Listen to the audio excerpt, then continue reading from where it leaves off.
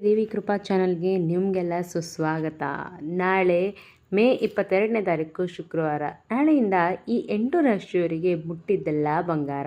ಬೇಡ ಬೇಡ ಅಂದರೂ ದುಡ್ಡು ಅವರಿಗೆ ಬರ್ತಾ ಇರುತ್ತೆ ಆ ಲಕ್ಷ್ಮೀ ದೇವರ ಕೃಪಾ ಆಶೀರ್ವಾದದಿಂದ. ಅದು ಯಾವ ರಾಶಿಗೆ ಅಂತ ನೋಡೋಣ ಬನ್ನಿ. ಅದಕ್ಕೆ ಮುಂಚೆ ದಯವಿಟ್ಟು ನನ್ನ ಚಾನಲ್ ಲೈಕ್ ಮಾಡಿ, ಶೇರ್ ಮಾಡಿ, ಯೂಟ್ಯೂಬಲ್ಲಿ ನೋಡ್ತಿರೋ ಸಬ್ಸ್ಕ್ರೈಬ್ ಮಾಡ್ಕೊಳ್ಳಿ, ಫೇಸ್ಬುಕ್ಕಲ್ಲಿ ನೋಡ್ತಿರೋ ಫಾಲೋ ಮಾಡ್ಕೊಳ್ಳಿ ಫ್ರೆಂಡ್ಸ್. ಬನ್ನಿ, ಹೌದು, ನಾಳೆ ಮೇ 22ನೇ ತಾರೀಕು ಶುಕ್ರವಾರ. ನಾಳೆಯಿಂದ ಈ 8 ರಾಶಿಯವರಿಗೆ ಮುಟ್ಟಿದ್ದೆಲ್ಲ ಬಂಗಾರ.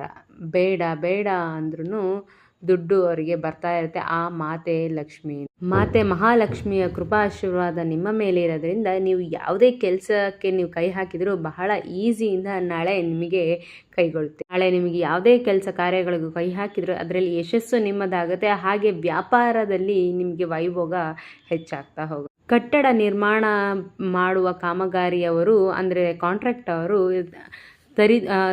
ಒಂದೊಂದೇ ಹೆಜ್ಜೆಯಾಗಿ ನಿಮಗೆ ಯಶಸ್ಸು ಕಾಣ್ತಾ ಹೋಗುತ್ತೆ. ನಾಳೆ ಯಾರು ಆಸ್ತಿ ಮಾರಾಟ ಮಾಡುವ ಫೈನಲ್ ಡಿಸಿಷನ್ ಇದ್ದವರಿಗೆ ಅದರಲ್ಲಿ ಲಾಭವನ್ನು ಕಾಣ್ತೀರಾ. ಇನ್ನು ನಿಮಗೆ ನೀವು ಮಾಡುವ ಉದ್ಯೋಗದಲ್ಲಿ ನಿಮಗೆ ಸ್ಥಿರತೆ ಕಂಡು ಬರುತ್ತೆ. ಲಲಿತ ಕಲೆಯಲ್ಲಿ ಆಸಕ್ತಿ ಇರೋವರಿಗೆ ನಾಳೆ ಅವಕಾಶಗಳು ಸಿಗ್ತಾ ಹೋಗುತ್ತೆ. ಉದ್ಯೋಗಸ್ಥರಿಗೆ ಅವರ ಅನುಭವದ ಒಂದು ಇದಕ್ಕೆ ಗೌರವ ಕೂಡ ಪ್ರಾಪ್ತಿಯಾಗುತ್ತೆ. ಇಲ್ಲಿನ ವ್ಯವಹಾರ ಮಾಡ್ತಿರುವಂತ ಒಂದು ಕೃಷಿಕರಿಗೆ ಈ ಸಮಯದಲ್ಲಿ ಅವರಿಗೆ ಒಂದು ಲಾಭವಿದೆ. ಹಣ್ಣು ತರಕಾರಿ ಹೂವು ಬೆಳೆಗಾರರಿಗೆ ಈ ಸಂದರ್ಭದಲ್ಲಿ ಲಾಭದಾಯಕವಾಗಿರುತ್ತೆ. ನಿಮಗೆ ಲಾಭ ವೃದ್ಧಿ ಆಗುತ್ತೆ. ದೂರದಲ್ಲಿರುವ ಬಂಧುಗಳನ್ನ ನೀವು ನಾಳೆ ಭೇಟಿ ಆಗ್ತೀರಾ. ಮತ್ತು ಯಾವ್ದಾದ್ರು ಒಂದು ಸೇವಾ ಕಾರ್ಯಗಳಿಗೆ ನೀವು ಸಹಕಾರಿಯಾಗಲು ನಿಮ್ಮ ಕೈಯನ್ನು ಜೋಡಿಸ್ತೀರಿ. ನಿಮ್ಮ ಕೆಲಸ ಕಾರ್ಯಗಳಿಗೆ ನಿಮ್ಮ ಮನೆ ಮಂದಿಯಿಂದ ಸಹಕಾರ ಕೂಡ ಸಿಗತ್ತೆ.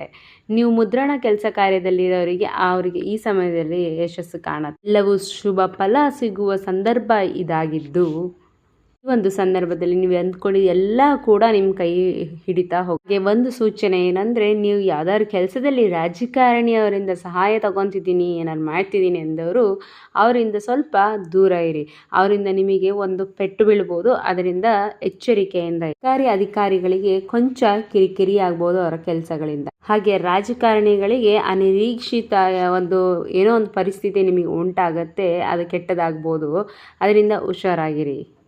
ಈ ಒಂದು ಸಂದರ್ಭದಲ್ಲಿ ಮಕ್ಕಳ ಪ್ರತಿಭೆ ವಿಕಾಸನಕ್ಕೆ ಪ್ರೋತ್ಸಾಹ ಸಿಗುತ್ತೆ. ಆರೋಗ್ಯದ ಕಾರ್ಯಕರ್ತರು ಅಂದ್ರೆ ಡಾಕ್ಟರ್, ನರ್ಸ್ಗಳಿಗೆ ನಿಮಗೆ ನಿಮ್ಮ ಕೆಲಸದಲ್ಲಿ ಒತ್ತಡಗಳು ಉಂಟಾಗಬಹುದು. ಕೆಲಸ ಕಾರ್ಯಗಳು ಕೊನೆಯ ಹಂತಕ್ಕೆ ತಲುಪುವ ಸಾಧ್ಯತೆ ಕೂಡ. ಉದ್ಯೋಗಸ್ಥರಿಗೆ ನಿಮಗೆ ಒಳ್ಳೆಯ ವಾತಾವರಣ ಉಂಟಾಗುತ್ತೆ. ಹಾಗೆ ಸರ್ಕಾರಿ ನೌಕರರಿಗೆ ಒಬ್ರೊಬ್ರಿಗೆ ನಿಮಗೆ ನಿಶ್ಚಿಂತೆಯ ವಾತಾವರಣ ಕೂಡ ಉಂಟಾಗುತ್ತೆ. ಷೇರು ಮಾರುಕಟ್ಟೆಯಲ್ಲಿ ಹೂಡಿಕೆ ಮಾಡೋರಿಗೆ ನಾಳೆ ಲಾಭ ಉಂಟಾಗುತ್ತೆ. ಹಾಗೆ ಸಾಹಿತ್ಯ, ಸಂಗೀತ, ಹರ್ಷಮಯಕವಾಗಿರೋರಿಗೆ ನಾಳೆ ಇಂಥದ್ರಲ್ಲಿ ಆಸಕ್ತಿ ಇರೋರಿಗೆ ನಾಳೆ ಹರ್ಷಮಯಕವಾದ ವಾತಾವರಣ ಉತ್ಸಾಹದ ವಾತಾವರಣ ಕಾಣ್ತಿರೋದ್ರ ಜೊತೆಗೆ ನೀವು ನಿಮ್ಮ ಕಾರ್ಯದಲ್ಲಿ ಮುನ್ನಡೆ ಕಾಣ್ತೀರಿ. ಉದ್ಯೋಗದಲ್ಲಿ ನಿಮ್ಮ ಮೇಲಧಿಕಾರಿಗಳಿಂದ ನಿಮಗೆ ಸಾಂಗ್ಲೋನ ನಿಮಗೆ ಸಿಗ ಅವಶ್ಯಕತೆ ಇರೋರಿಗೆ ಸಹಾಯ ಮಾಡುವ ಒಂದು ನಿಮಗೆ ನೆನಪು ಕೂಡ ಬರುತ್ತೆ. ಅವರಿಗೆ ಸಹಾಯ ಕೂಡ ಮಾಡಿ. ಹಾಗೆ ನಿಮ್ಮ ಸಂಸಾರದಲ್ಲಿ ಪ್ರೀತಿ ಸಾಮರಸ್ಯ ಎರಡೂ ಕೂಡ ವೃದ್ಧಿ ಆಗೋದ್ರಿಂದ ನೀವು ಅಂದುಕೊಂಡಿದ್ದು ಎಲ್ಲವೂ ಕೂಡ ನಿಮ್ಮ ಕೈಗೂಡುತ್ತೆ. ಮದುವೆ ಆಗಿಲ್ಲ ಅನ್ನೋರಿಗೆ ನಾಳೆ ಕಂಕಣ ಭಾಗ್ಯ ಕೂಡ ಕೂಡಿ ಬರುತ್ತೆ. ಹಾಗೆ ಮಕ್ಕಳಿಲ್ಲ ಅನ್ನೋರಿಗೆ ನಾಳೆ ಶುಭ ಸುದ್ದಿ ಕೇಳಿ ಬರುತ್ತೆ. ಹೊಸ ಅತಿಥಿಯ ಆಗಮನ ಕೂಡ.